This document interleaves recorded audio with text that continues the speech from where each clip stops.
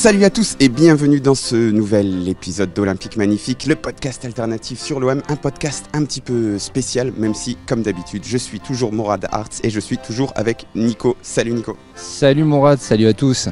Et si c'est un peu spécial, c'est que nous sommes in situ, nous sommes en mode reportage, nous sommes aujourd'hui à l'OM Campus pour voir le choc de la D2 féminine entre l'Olympique de Marseille et le RC Strasbourg. Alors ce qu'on va essayer de faire, c'est de vous faire vivre un petit peu un match au campus, comment ça se passe, et aussi de vous faire un petit point sur les féminines.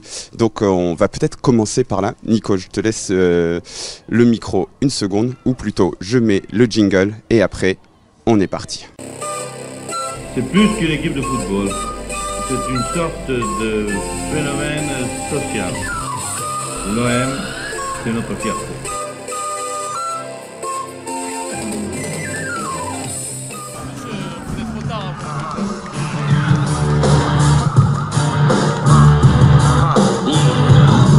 But pour l'Olympique de Marseille de la numéro 11, Coralie Mondillon. Et oui Nico, puisque nous sommes arrivés 10 minutes en retard, mais que nous sommes arrivés à temps pour l'ouverture du score, puisque l'OM vient d'ouvrir le score face au RC Strasbourg. C'est un choc de la D2. Eh oui, c'est un très bon début de match de nos Olympiennes qui se mettent dans les meilleures dispositions dès le début. Et vraiment c'est un match important. On va peut-être faire un petit point, parce que vous n'êtes pas forcément tous bien au courant de ce qui se passe pour notre équipe féminine en D2. Alors déjà, dire que la saison passée, elles sont passées tout proche de la montée. Je vais te laisser faire ça Nico, nous dire un petit peu ce qu'elles ont fait, quelle est la situation de l'équipe actuellement. Oui, donc la saison précédente, on en a déjà parlé dans le podcast, mais la saison précédente était celle du redémarrage pour les féminines. Le club a mis en place un nouveau projet avec des sponsors finançant une équipe presque toute neuve. Il y a eu un certain nombre de recrutements et la saison dernière elle a été absolument magnifique. Les filles ont terminé deuxième de leur poule. Elles n'ont pas pu lutter contre une équipe de Saint-Etienne qui était tout simplement imbattable, et ça s'est joué à quelques points, à un match ou deux, à une ou deux erreurs d'arbitrage, soit dit en passant. Et donc elles ont fait une saison un peu frustrante mais très prometteuse, et à côté de ça elles ont fait aussi un super parcours en Coupe de France. Elles sont arrivées jusqu'en quart de finale, ce qui est une première dans l'histoire du club, et c'était donc une saison pleine de promesses.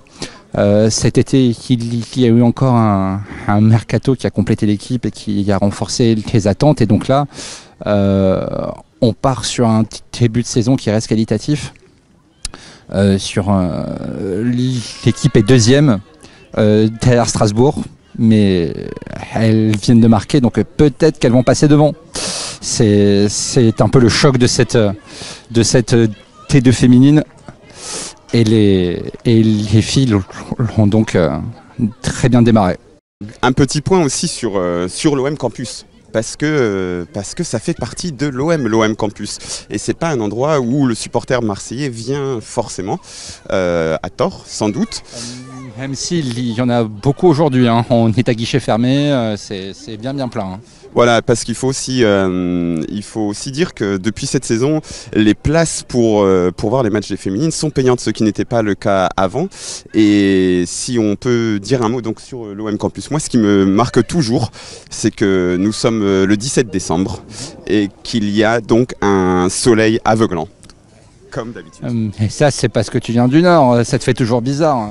Non, mais ce qui est aussi un peu spécial, parce que pour parler un petit peu plus sérieusement, c'est que donc l'OM Campus, on était très heureux de l'avoir, mais très rapidement, en fait, il y a beaucoup de monde à Marseille qui s'est rendu compte, ouais, c'est un peu limite. T'es toujours aveuglé, tu vois toujours à moitié le match. Si il fait froid et qu'il y a un peu de vent, t'es pas du tout couvert. Si t'es journaliste pour venir travailler ici en tant que journaliste, c'est très dur parce qu'il n'y a pas de tribune couverte, donc tu es obligé d'être sous la pluie, sous le vent.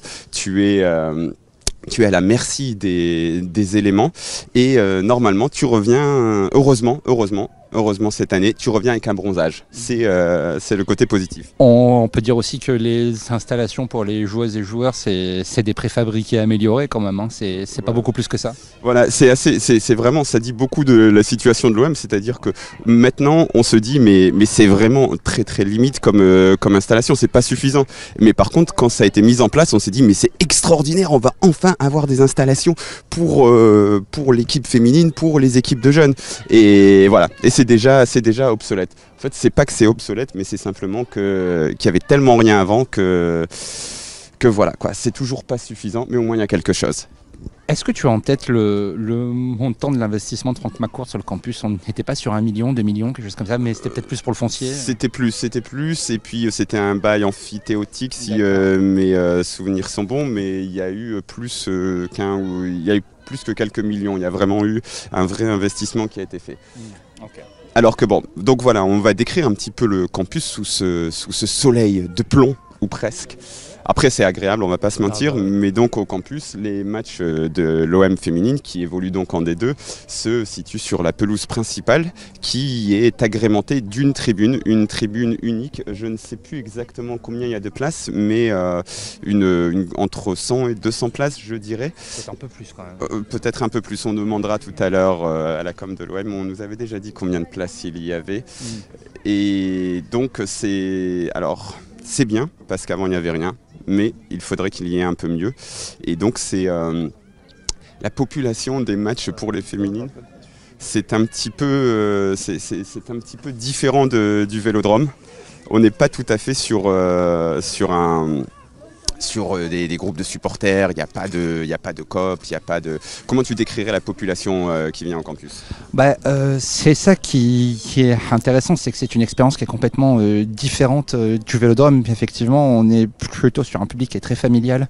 Il y a beaucoup d'enfants, beaucoup de papas et ou de mamans qui viennent avec leur progéniture pour ce qui semble être une expérience OM un peu différente. On constate aussi qu'il y a énormément de petites gamines qui viennent en survêt de leur club, des clubs de la ville, des clubs de quartier, et on voit qu'en fait les féminines ont un public un peu différent, mais c'est intéressant de voir que c'est une expérience différente, que c'est un football un peu différent, et que c'est un OM aussi un peu différent dans ses ambitions, dans sa dimension et dans sa façon d'aborder le jeu qui draine donc une population différente. Voilà, allez, on va aller s'installer. Juste avant, on va vous refaire un point donc sur la situation. Donc on va vous dire que c'est le choc de la D2 entre l'Olympique de Marseille qui est second et le RC Strasbourg qui est premier. Donc l'Olympique de Marseille qui jusqu'ici en 8 matchs on est à 5 victoires, 2 nuls, 1 défaite. Et le RC Strasbourg qui était en 7 matchs, 6 victoires et 1 nul. Donc c'est vraiment le choc entre le premier et le deuxième. L'Olympique de Marseille mène 1-0 grâce à un but de sa numéro 11, Coralie Monguyon. Et on va aller s'installer, on va vous dire un petit peu plus sur cette équipe. Voilà, dans la belle tribune de l'OM Campus. Je ne sais pas si on va trouver des places, mais on va essayer parce qu'elle est vraiment pleine. Là, aujourd'hui, c'est vraiment le gros choc. Exactement. Oula! Petit excès d'engagement d'Ashley Clark qui préfère en sourire. C'est ça qui est cool en fait, c'est qu'on est vraiment près du terrain. On est vraiment tout près de ce qui se passe. On entend le bruit du ballon, on entend les consignes des joueuses, on entend un peu le jeu, on y est quoi. Là, on a réussi à se caler. On est juste à côté du stand de Barba Papa. Et on peut enfin se poser pour regarder le jeu. C'est quand même assez intense ce début de match. J'ai l'impression qu'il y a eu une grosse bataille au milieu de terrain. Il y a pas mal de fautes, encore une là. Et ça peut être l'occasion de faire une petite revue d'effectifs, Mourad. On a des joueuses qui étaient des cadres déjà la saison dernière et qui sont toujours là. Il y a évidemment la capitaine Ashley Clark qui est un peu le totem de cette équipe. Il y a aussi l'attaquante, la 9, Mama Diop, qui est une internationale sénégalaise et qui était la meilleure buteur buteuse plutôt il y a 2 ans avec Lens et qui la saison dernière l'était aussi, me semble-t-il. Je n'ai pas revérifié. En tout cas, elle a beaucoup marqué. Elle a beaucoup marqué, absolument. Et il y a aussi Mbayang Soh en défense centrale, qui a aussi une défenseur sénégalaise et qui est une espèce de roc qui a fait de la défense de l'OM une sorte de forteresse imprenable. Au milieu, on trouve aussi Jenny Perret qui est formée au club, me semble-t-il, et qui est là depuis pas mal de saisons, depuis même avant la relance du club, et qui là a pris de l'ampleur cette saison. Elle marque beaucoup de buts, elle est titulaire tous les matchs, ce qui n'était pas forcément là la saison dernière. Ouais. Pas forcément, elle n'a pas été titulaire, ce que c'était un peu surprenant parce que c'est vrai que c'est un peu une de nos joueuses préférées, mais c'est vrai que je ne sais plus pour quel match j'étais venu et elle n'était pas titulaire parce que le système évolue aussi, il a un peu évolué. On va pas vous mentir, on est arrivé un peu en retard, donc on a eu du mal à voir, on est devant la compo, mais on a un peu du mal à voir comment elles sont organisées exactement, mais à un moment, par exemple, elles étaient en 3-4-3 sur certains matchs, et donc c'était plus difficile de trouver une place pour Jenny Perret, qui est un petit peu une 8 à l'ancienne. Ouais, voilà, c'est qui est un peu une milieu relayeuse, si on peut dire. Donc elle a beaucoup de technique, elle est très élégante, balle au pied, donc c'est un peu pour ça qu'elle nous a tapé dans l'œil au niveau de son jeu de passe et au niveau de son toucher de balle. Mais après, oui, et puis forcément, t'en as parlé, t'as dit 2 mots, mais la star de cette équipe, c'est vraiment Ashley Clark qui, en plus, quand tu viens voir les matchs au campus, tu l'entends vraiment replacer tout le monde. C'est la capitaine, c'est celle qui se défonce sur le terrain, qui est tout le temps, voilà, on l'entend encore là, elle applaudit. Elle encourage ses ouailles et c'est vraiment la capitaine parfaite pour cette équipe et qui là évolue sur l'aile gauche et qui en plus de ça peut évoluer à pas mal de positions, donc c'est vraiment la joueuse totem de cette équipe. Cet été, il y a un mercato assez ambitieux qui a été fait encore. Hein. On sait, l'entraîneur Cassine Guesmia, en début de saison dernière, avait dit que le club se donnait 2 saisons pour remonter en D1. On est donc dans cette 2e saison. Il y a eu au mercato, une des principales recrues, c'est Coralie Monguillon. Cet été, elle a été transférée depuis l'US Orléans. Elle avait fait une bonne saison la saison dernière et l'OM est un peu son club de cœur. C'est une joueuse de couloir, mais elle complète un peu cette ligne d'attaque avec Ashley Clark à gauche et Hamad Diop dans l'axe. On a une sorte de trident qui est plutôt redoutable et qui enquille les buts comme on le voit là. Ouais, donc tu as parlé de Yacine Guesmia, l'entraîneur qui est arrivé la saison dernière, et c'est vrai qu'il y a une vraie refonte de l'équipe féminine. On vous en avait déjà un peu parlé dans le Marseille Champion podcast, mais avec son arrivée, aussi l'arrivée d'Alban Sanchez, qui était avant ça un recruteur de l'Olympique Lyonnais, qui, on le sait, est vraiment l'équipe référence en France et même en Europe au niveau du football féminin. Bon, il y a le FC Barcelone, il y a d'autres équipes qui prennent de l'importance, mais en France, vraiment, l'Olympique Lyonnais est très en avance sur tout le monde. Et donc, Alban Sanchez, qui a travaillé 6 ans à Lyon, est devenu le responsable de cette section. Et c'est vrai qu'on a maintenant un recrutement qui est, l'an dernier, qui était un peu plus axé sur les joueuses un petit peu du cru, sur les joueuses qui voulaient jouer à l'OM. Et c'est marrant parce que c'est vrai que par moment, il y a un peu de l'anonymat qui entoure cette équipe, mais c'est l'OM, quoi. En fait, c'est ça qu'on a tendance à oublier, c'est qu'on parle d'une équipe qui porte les couleurs de l'OM, qui représente ce que représente l'OM, et pour beaucoup de ces filles, voilà, c'est aussi jouer pour l'Olympique de Marseille, et jouer pour l'Olympique de Marseille, ce n'est pas rien. Bah ouais, c'est et ça reste l'Olympique de Marseille, c'est le même maillot, le même écusson, la même ville. Là, on est à un quart d'heure à pied du Vélodrome quand même au campus, donc tout ça, c'est pas anodin, comme dirait l'autre. Mais surtout, on voit bien ces derniers temps, et on l'a encore vu avec la Coupe du Monde, que le foot féminin se développe. C'est un sport qui est de plus en plus suivi et qui est une alternative de plus en plus crédible et de plus en plus installé au foot masculin. Un foot masculin qui peut lasser alors qu'il y a une bonne frappe strasbourgeoise bien arrêtée par notre gardienne. Strasbourg commence à pousser à installer son jeu. Mais oui, c'est un football qui s'installe, qui s'enracine, qui commence à avoir de plus en plus de supporters et de supportrices. Et le championnat de France commence à avoir un certain niveau. Et très clairement, l'Olympique de Marseille a complètement raté le premier train. Et là, tente à marche forcée, alors que notre gardienne s'est blessée sur cet arrêt.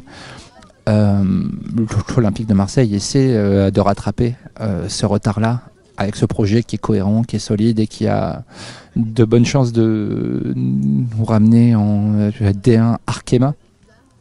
Mais déjà, ça va pas être facile parce qu'il y a de la concurrence et que ça se structure un peu partout. Et puis ensuite, ce sera peut-être l'occasion pour une autre discussion, mais le vrai enjeu, je pense, pour cet Olympique de Marseille féminin, c'est d'avoir une pérennité dans le temps et d'être moins dépendant des directions successives et de devenir une place forte du foot féminin comme il est une place forte du foot masculin. Et ça va demander du temps, ça va demander de l'argent bien sûr, mais ça va demander aussi de l'investissement des supporters. Et pour l'instant, c'est un public familial, je pense que ça le restera, mais ça pose aussi la question de où sont les groupes de supporters, où sont les supporters de l'équipe masculine. J'ai l'impression que là, c'est pas forcément la même population que celle qui vient au Vélodrome, et c'est intéressant de s'interroger pourquoi. Donc on va un petit peu interroger des supporters et des supportrices à la mi-temps, à la buvette, mais c'est quand même pertinent de se poser la question de pourquoi c'est une équipe de l'OM qui attire moins et qui intéresse moins. Est-ce que c'est les résultats? Est-ce que c'est un manque d'habitude? Est-ce que c'est culturel? Ou est-ce que ça pose la question de est-ce que l'OM est une entité globale ou est-ce que c'est juste une équipe masculine au Vélodrome? Ouais, non mais c'est vrai que c'est assez marrant en fait de voir que on a l'impression qu'il y a enfin un projet un peu sur les féminines et que c'est lorsqu'il y a enfin un projet sur les féminines qu'il y a une polémique cette saison sur on respecte pas les féminines machin tout ça, et nous qui sommes souvent en campus, alors qu'il y avait un bon centre, qui sommes souvent en campus, on voit que enfin, c'est un peu particulier, quoi. Mais il faut qu'il y ait de la cohérence parce que franchement, c'est vrai que pendant des années, l'équipe était laissée à l'abandon. Alors, il y a eu beaucoup de reproches faits à l'ancien entraîneur, mais c'était un petit peu lui qui était le seul là à se soucier de l'équipe féminine. Personne n'en a vécu. Et maintenant, il y a plusieurs personnes au club qui semblent être intéressées par le développement de l'équipe féminine. Et alors que là, il va y avoir un centre sur le côté gauche, un débordement, un bon centre, mais c'est repoussé par Strasbourg. Et l'OM, j'ai l'impression qu'il y a vraiment avec une défense à 3 derrière, 2 pistons et une ligne de 3 aussi devant. En mode Tudor. Ouais, mais c'est pas la première fois qu'en effet il évolue comme ça. Il y a vraiment un côté Tudor. Bonne frappe à l'instant d'Ashley Clark au-dessus, alors que l'on joue, je pense, la 34e minute de jeu. Le truc, c'est que ça durera ce que ça durera, mais j'ai l'impression que cette équipe, elle a du succès parce qu'elle est attachante. Il y a des joueuses assez charismatiques, il y a des résultats. Malgré tout, il y a des résultats quand même. Et c'est une équipe qui a des valeurs qui sont intéressantes. Enfin, en tout cas, moi, je m'accroche à cette équipe parce que elles sont plutôt combatives, elles se battent, elles jouent bien tout simplement, et une équipe qui gagne, c'est quand même plus facile de s'y attacher, quoi qu'on en dise. Et on a des joueuses qui semblent attachées au club et qui ont vraiment une conscience aiguë d'être dans ce club-là. On voit que Ashley Clark, par exemple, c'est vraiment une ambassadrice de l'OM aujourd'hui, très clairement, et c'est quelqu'un de très important. Et voilà, on s'attache à cette équipe, on a envie de les voir évoluer, de les voir gagner, on veut qu'elles remportent quelque chose, et puis on veut les voir en D1 dans le vrai monde, quoi. Et le club se donne les moyens pour ça, et on se dit que les filles vont pas être très loin de la montée. Attention, très belle montée. Oh, très belle occasion. Ouais, l'OM fait un très bon match, hein, franchement. Encore une fois, on le dit, face à Strasbourg qui n'a pas encore perdu cette saison. Là, la première période, les Strasbourgeoises, elles n'ont pas été extrêmement dangereuses. Elles ont eu 5-10 minutes où elles ont pu mettre un peu d'intensité, mais elles n'ont pas eu d'occasion. Mais et puis vraiment, voilà, tactiquement, c'est vraiment mieux. Là, c'était Kubida qui a débordé et qui a centré pour Ashley Clark. Il y aurait peut-être, parce qu'elle a centré au premier poteau pour Ashley Clark, et en retrait, il y avait notre numéro 9 qui aurait peut-être été mieux placé, Diop, mais malheureusement, c'est... Alors là, il y a un corner. Alors attends. Oh, c'était sur la tête de Diop, mais malheureusement au-dessus. Mais franchement, l'OM domine. L'OM est devant au score. L'OM mène 1-0 et c'est assez important. Alors par contre, il faut faire attention parce que cette équipe, elle a fréquemment montré, notamment la saison dernière, des petites lacunes mentales, c'est-à-dire à bien jouer, à dominer, à mener, mais à ne pas tuer les matchs et à le regretter amèrement en fin de match. Alors après, cette saison, attention, une nouvelle occasion, la balle est dans la surface, allez Mama Diop qui se bat, Jenny Perry qui frappe, c'est arrêté par la gardienne qui la relâche et qui la reprend. Grosse pression des Marseillaises, mais comme je disais, c'est une équipe qui a pu se faire reprendre, qui a pu un peu lâcher psychologiquement. Mais ce qui est intéressant, c'est que cette saison, c'est plutôt l'inverse. Il y a eu un match à Lens, qui est une grosse équipe, où on perdait 2-0 et où elles sont revenues à 2-2 en fin de match. Donc peut-être qu'elles ont progressé. On peut dire que c'est une équipe qui est en progression avec beaucoup de jeunes joueuses qui découvrent ce niveau et qui découvrent cette exigence-là et qui donc elles grandissent ensemble. Et c'est pour ça aussi que c'est une équipe qui est plaisante à suivre et qui nous enthousiasme parce que on se dit que c'est une aventure, quoi. Et dans une époque où chez les masculins il y a pas beaucoup d'aventures, il y a des missions d'intérim surtout.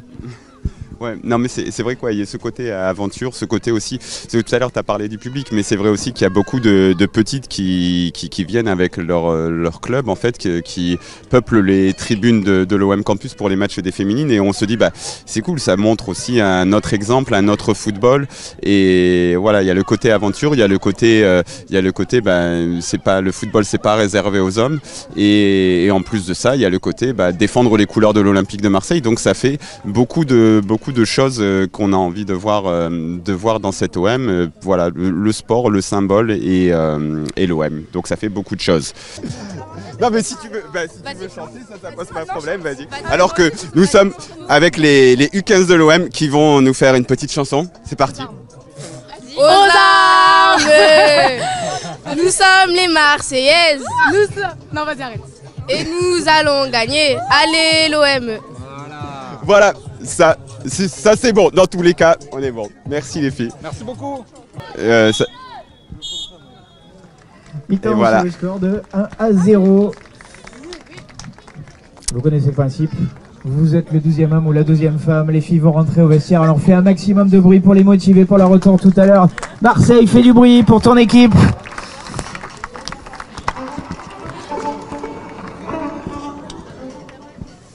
Voilà, donc mi-temps, 1-0. On est satisfait de ce qui se passe. Franchement, c'est un avantage au score largement mérité. Limite, il y a un petit regret qu'il n'y ait pas eu de deuxième but parce qu'on va rappeler que le RC Strasbourg, c'est le leader, donc c'est sans doute la meilleure équipe. Mais par contre, voilà, l'OM montre qu'il va falloir compter avec elle. Il y a presque une petite inquiétude de ne pas avoir concrétisé ce gros temps fort parce que c'est pas sûr qu'on puisse encore l'avoir en deuxième mi-temps. Elles ont mis beaucoup d'intensité physique. Donc c'est une vraie question de voir si la deuxième mi-temps va être du même acabit et si Strasbourg aussi ne va pas peut-être un peu rectifier le tir et trouver sa carburation parce qu'elles ont été un peu en dedans en cette première période aussi. Donc je vois que vous êtes venus équipés. Donc c'est vos enfants ? Oui. Voilà. Donc vous êtes un couple avec les deux enfants. Donc vous venez souvent ici ? Ça doit faire 2-3 fois qu'on vient. 2-3 fois ? Ouais. Qu'est-ce que ça vous plaît, enfin, ou ça vous plaît pas, enfin, qu'est-ce qui vous plaît ici ? Ah si, c'est sympa, il y a une bonne ambiance, les filles elles jouent bien, non, c'est sympa. C'est sûr que c'est une autre ambiance qu'avec les hommes, forcément. Mais le football féminin est très joli à regarder de toute façon. Franchement, je trouve que c'est très beau. Puis après, c'est pour soutenir aussi l'équipe des filles. Et comme on a une petite aussi qui joue au foot et un petit qui joue au foot aussi, du coup on mixe un peu les deux, aussi bien pour les hommes que pour les femmes, quoi. Parce que c'est vrai que c'est important en tant que parent aussi de se dire on peut montrer à sa petite fille, comme vous, on peut jouer, tu peux aussi devenir footballeuse, faire ta passion en fait. C'est ça. Bon là cette année ma fille a fait plus de foot par contre, mais ça faisait 2-3 ans qu'elle en faisait. L'année dernière déjà on était venus et puis elle avait en référence du coup vu par rapport à ce que vous dites Jenny Perrette. D'ailleurs elle porte son maillot avec sa signature et tout et c'est sa référence depuis 2 ans maintenant. Et on aime bien regarder le match de foot de féminine, donc c'est top quoi. Parce que c'est cool, c'est vrai que donc comme c'est de l'audio, on le voit pas forcément, mais il y a il y a des petits posters. Elle a le maillot de Jenny Perret.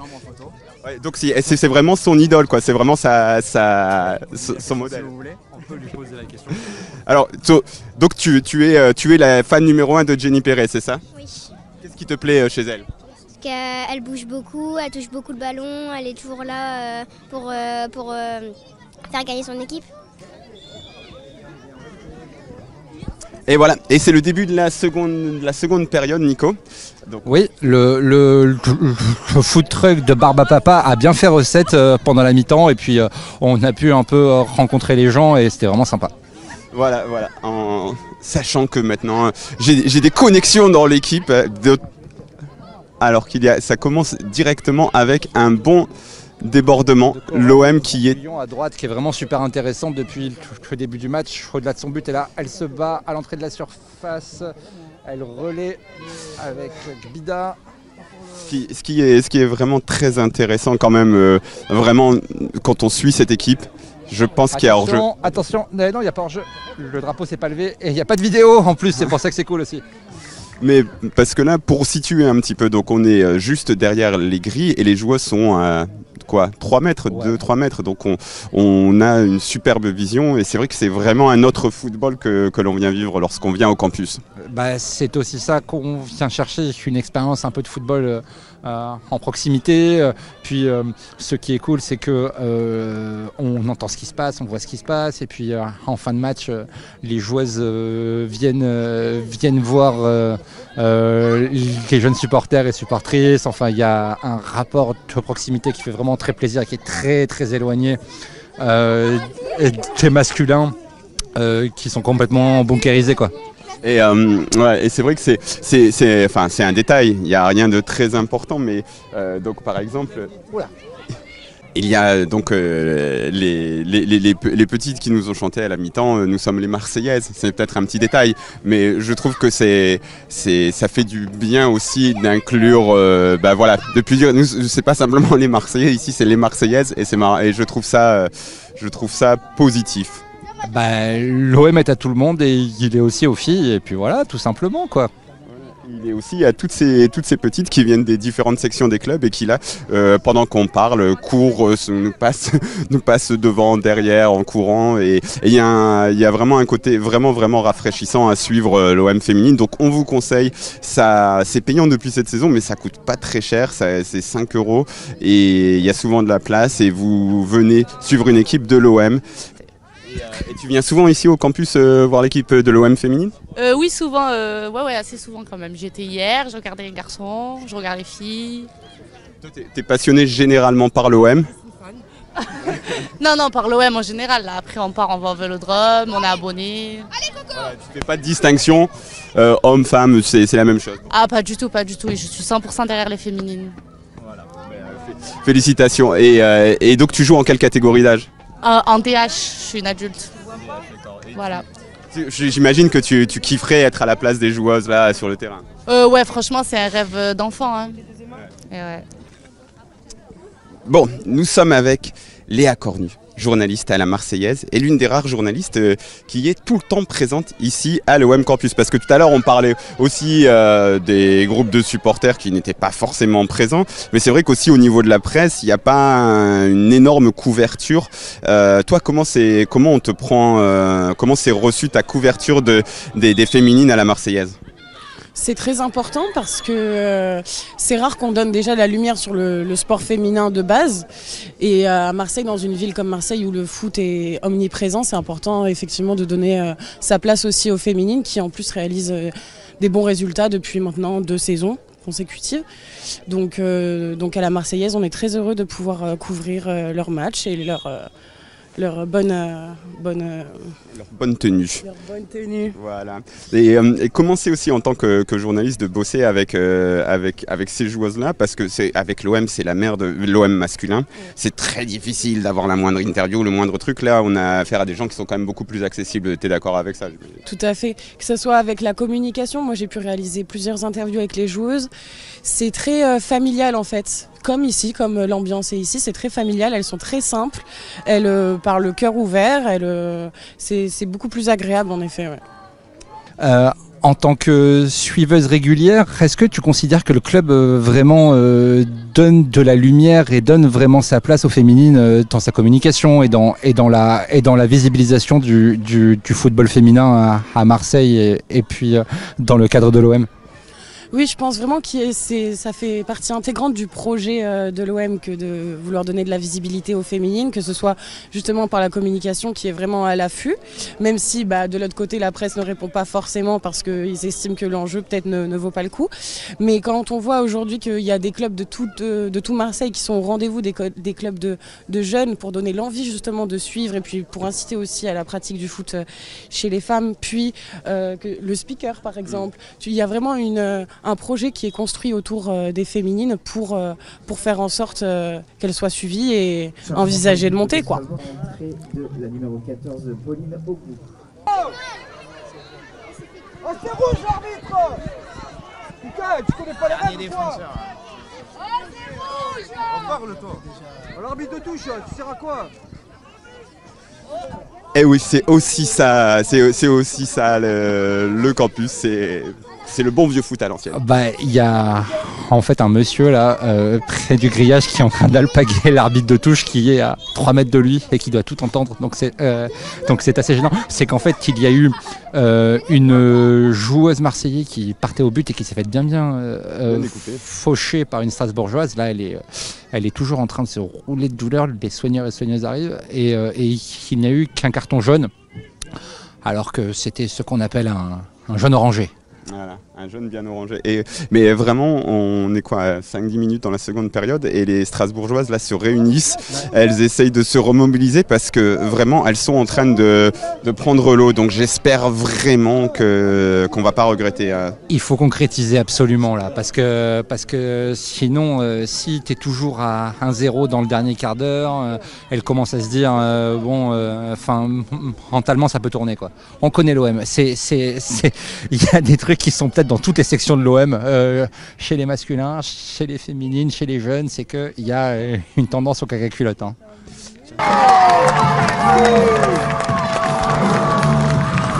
Le deuxième but, il est là, inscrit par notre capitaine. Le 2-0 marqué par Ashley Clark.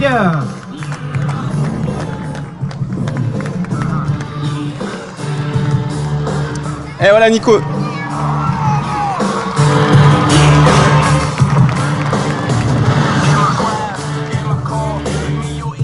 Deuxième but marseillais, donc sur une petite erreur du gardien, mais un bon pressing d'Ashley Clark qui a dû faire et qui a plus qu'à pousser le ballon au fond. Il fait du bien.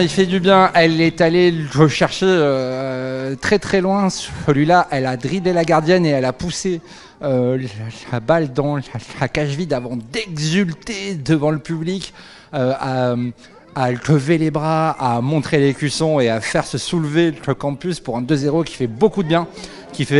Parce que là on est autour de la 70e minute et il y a peut-être une troisième but dans la foulée. Non, les Strasbourgeoises elles sont un peu dans les cordes. Là c'est un deuxième but qui fait du bien parce qu'on était bien revenus, mais on tombait un peu dans une espèce de faux rythme. Et là on fait le break et on se rapproche de la victoire tout simplement. Ouais, mais on en parlait un petit peu donc avec le speaker du campus et on disait mais c'est vrai que c'est un peu bizarre que Strasbourg soit le leader parce qu'on a vu beaucoup de matchs qui étaient beaucoup plus difficiles pour les féminines de l'OM et genre Metz, Nantes, il y avait une défaite, un nul, c'était physique, il fallait se battre et là Strasbourg sont pas dingues alors qu'elles n'avaient invaincu cette saison.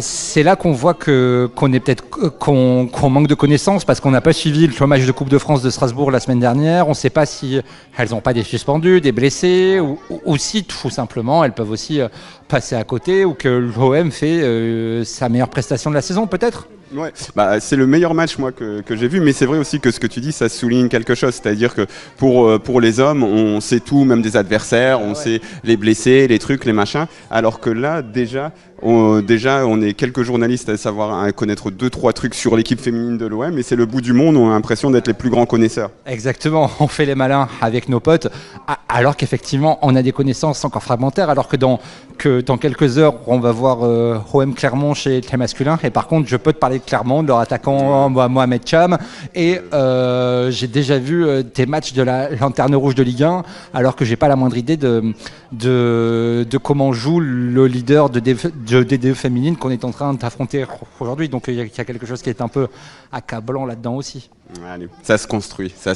Et si l'OM remonte en D1, ça se construira encore plus, parce que non seulement à Marseille, mais aussi je pense que quand même lorsque tu veux vendre un produit football en France, avoir une équipe de Marseille, c'est pas mal.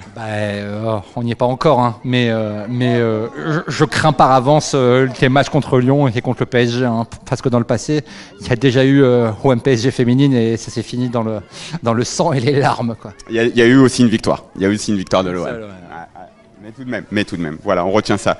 Comme c'est un peu le seul but de Malinowski, c'est un petit peu l'équivalent dans le foot féminin. Allez, 2-0 pour l'OM, franchement, c'est vraiment bien parti. Grosse performance pour l'instant. Et on se dirige vers le dernier quart d'heure en espérant un 3e but pour bien finir ce match. Ah, t'es ambitieux. Déjà qu'on prenne les 3 points, c'est bien. Alors que... Oh là là, ah non. Alors que je suis avec le speaker de l'OM Campus, et justement parce qu'on discutait un petit peu et tu me disais la grande différence entre les hommes et les femmes, pourtant entre le public et ici, c'est qu'il y a un côté un petit peu où on n'est pas dans l'idolâtrie, alors qu'attention... C'est ça. Alors c'est toujours compliqué de lâcher l'attention avec une très belle action à l'instant. Mais en fait, comme on en parlait il y a quelques instants, effectivement, dans le football masculin, on a ce côté les stars. En fait, on parle vraiment de stars. Je ne vais pas vous citer les grands noms, vous les connaissez tous. Dans le football féminin, il y a vraiment un rapport qui est beaucoup plus proche. Je prends par exemple le public qu'on a ici, quand on a les jeunes filles qui ont la chance d'être dans des clubs féminins, qui commencent. Mais en fait, c'est vraiment un espèce d'exemple. C'est les grandes sœurs qui symbolisent la réussite, et elles sont là vraiment pour les pousser, et avec une relation vraiment de proximité qui est fabuleuse. Bon. Et oui, il doit nous quitter parce qu'il y a un changement. On est pas mal. Là, il reste quoi, un quart d'heure Il reste 20 minutes. Il reste 20 minutes, un quart d'heure. On a... Le numéro 7, Maëva Salomon, est sorti, j'espère, sous un tonnerre d'applaudissements, notre première buteuse du jour, la numéro 11, Coralie Mondillon. Eh ben bravo, parce qu'elle a fait un super match. Il reste un gros quart d'heure plus les arrêts de jeu. Bon, on va faire un petit point. Donc Nico, on est dans les arrêts de jeu. L'OM vient encore d'avoir une occasion, mène 2-0. On est bien parti pour cette victoire qui va faire vraiment du bien. Et pour prendre la tête du championnat de D2 féminine, tout simplement.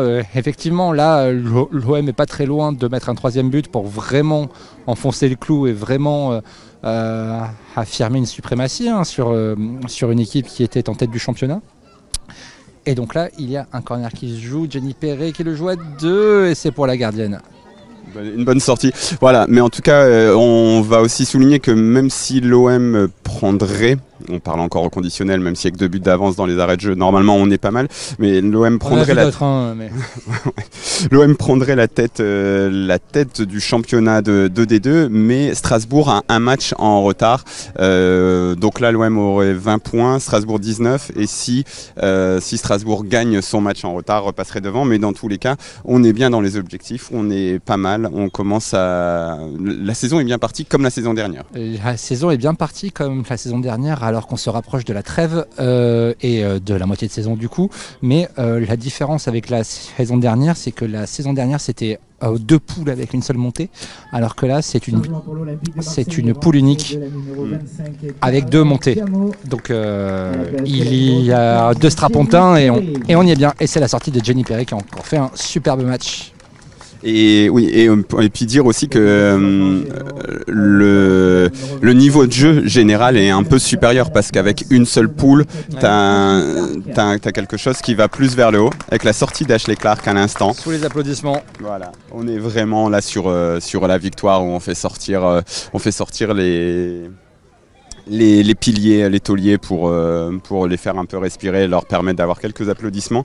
Mais oui, dire aussi voilà, que le niveau s'est élevé et que ce ne sera pas facile parce qu'il y a des bonnes équipes. Il y a Metz, il y a Nantes qui est venu gagner ici.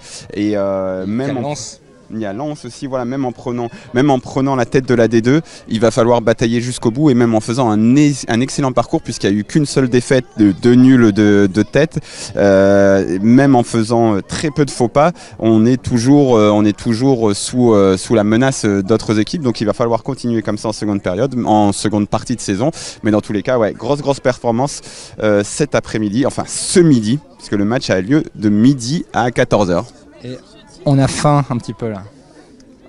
Pas moi, j'ai déjeuné à 10h30 donc ça va. C'est vraiment un podcast total où on racontera tout. Hein. Mais non, c'est un championnat qui est assez nivelé. Les places sont chères pour accéder en D1. Et l'OM est bien parti pour l'instant, mais ça peut aller très vite, quoi. Une défaite, une petite série qui tourne mal alors qu'on a failli prendre un but, mais c'est bien défendu.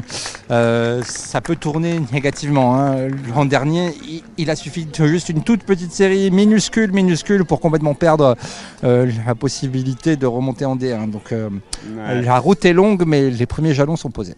Ouais, il y avait eu cette défaite assez atroce à Saint-Étienne qui a fait du mal, et Saint-Étienne qui était ton concurrent principal, et ça a été c'est ce qui est un peu décidé du sort de la saison, n'est-ce pas? Alors que je vois que Léa me regarde, elle est pas d'accord. T'es pas d'accord? Si, je suis très d'accord, mais la route est longue comme le dernier album de Jul. voilà, on est vraiment à Marseille, on a des références à Jul et tout, voilà, c'est comme ça. Et je me demande combien de temps il reste dans le temps additionnel. Mais cet arbitre a l'air de kiffer. Ah, elle regarde sa montre, il me semble. Elle a regardé sa montre. Je fais mon Thierry Roland. Elle regarde sa montre. Elle a regardé sa montre. Un dernier dégagement. Mamad Diop qui conserve le ballon, qui essaie de la passer, qui lance sur le côté gauche. Attention, rentre dans la surface, frappe. Et c'est dans les bras de la gardienne. Ouais. On joue toujours, on joue encore. On attend le coup de sifflet final. Là, on est vraiment en mode observateur. Bon, je pense qu'il va y avoir un peu des coupes là-dedans. Ouais, tranquille.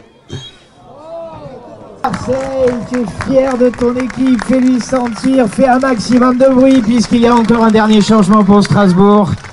Eh bien, c'est l'ordre au classement puisque, à l'heure où je vous parle, Marseille prend la tête du classement de D2, du bruit! Bravo les Marseillais, faut continuer comme ça. Hein. La première place, jusqu'au bout.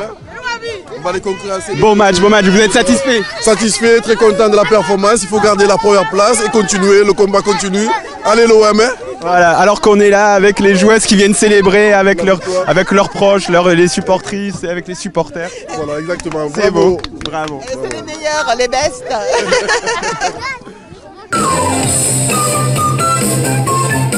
Monsieur le député maire, êtes-vous Marseillais ou Olympien? Les deux. And I know this is how you feel.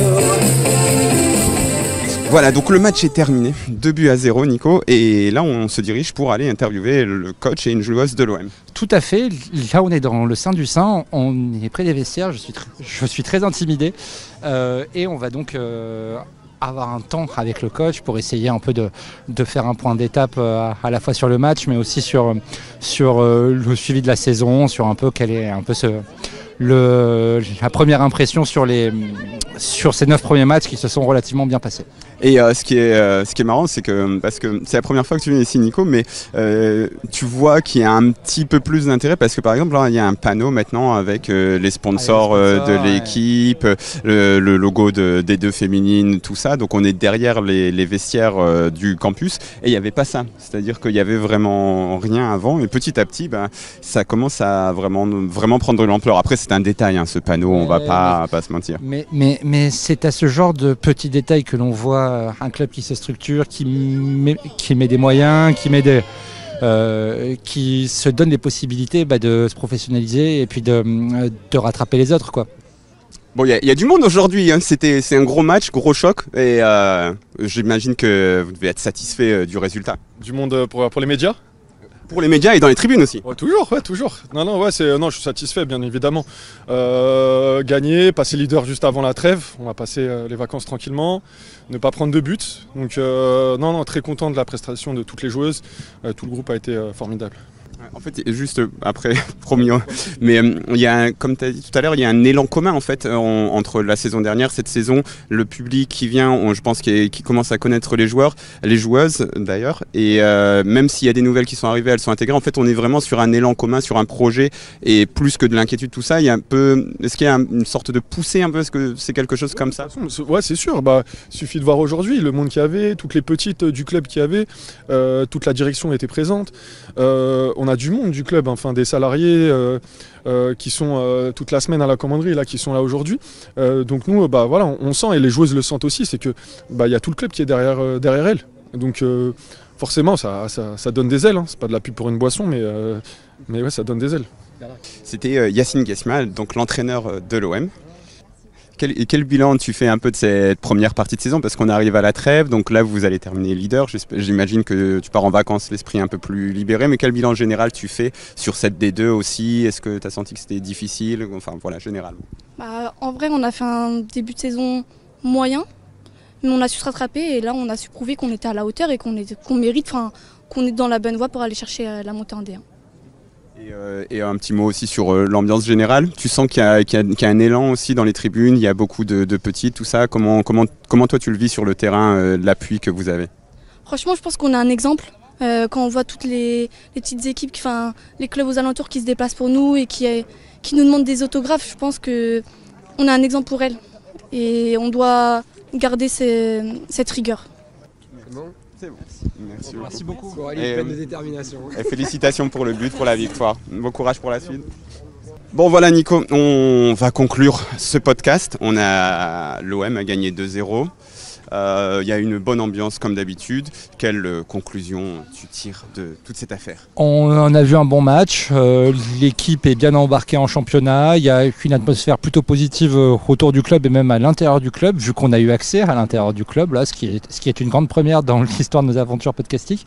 Et c'est que du positif, et c'est cool de sortir d'un match de l'OM et de se dire qu'on a passé un bon début d'après-midi avec de bonnes vibrations, du bon football, des buts, des applaudissements, que demander de plus, à part la montée? Je pense qu'il faut qu'on avance parce que sinon la porte va être fermée et on va être bloqué dans le campus. Donc voilà, merci beaucoup. Voilà, donc on va peut-être avancer tout doucement puisqu'on arrive vers la sortie. Voilà, et puis là c'est une autre paire de manches parce qu'on se dirige vers le Vélodrome pour aller voir les masculins en espérant qu'ils soient à la hauteur de ce qu'ont fait les filles cet après-midi. Voilà, allez, à très bientôt pour un nouvel épisode de Olympique Magnifique, votre podcast préféré bien sûr, votre podcast. Mettez des étoiles et tout là sur tous les applis de podcast, tout ça, n'est-ce pas Nico? Absolument, et bon boudin comme on dit ici. À l'époque, c'était très facile de gérer le stade Vélodrome.